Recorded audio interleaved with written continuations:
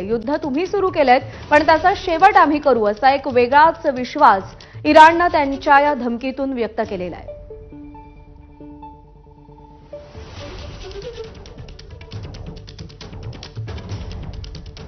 सरकारी चॅनलद्वारे इराणनं ही धमकी दिलेली आहे. अमेरिका आणि इस्रायलला सुद्धा अमेरिकेचा प्रत्येक सैनिक, प्रत्येक जवान हा आमचा आता लक्ष्य असेल, असं या धमकीतून इराणनं म्हटलेलं आहे. सरकारी चॅनलवरून अधिकृतरित्या इराणनं ही धमकी दिलेली आहे.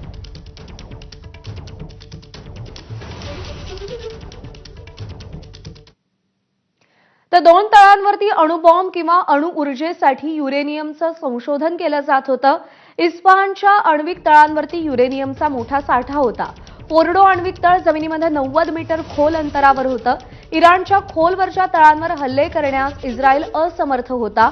इस्रायलनं मदत मागितल्यानंतर अमेरिकेकडून हे हल्ले करण्यात आलेले आहेत. महत्त्वाचे 3 आण्विक तळ हे इराणचे उद्ध्वस्त करण्यात आलेले आहेत अमेरिकेकडून, आणि हा एक मोठा धक्का इराणला मानला जातोय. पण अर्थात अमेरिकेनं आता थेट या युद्धामध्ये उडी घेतलेली आहे, त्यामुळे याचे परिणाम नजीकच्या काळामध्ये काय पाहायला मिळतात हे पाहणं महत्त्वाचं आहे. कारण का इराणनं इस्रायलसोबतच अमेरिकेविरोधात सुद्धा आता शस्त्र परजलेली आहेत, आणि त्याचा परिणाम, त्याची परिणिती नेमकी कशात होते याकडे सगळ्यांचं लक्ष लागलेलं आहे.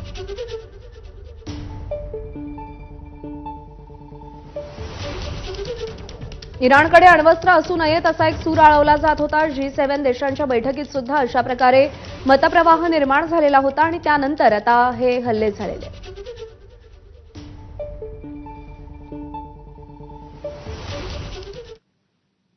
तर बारामती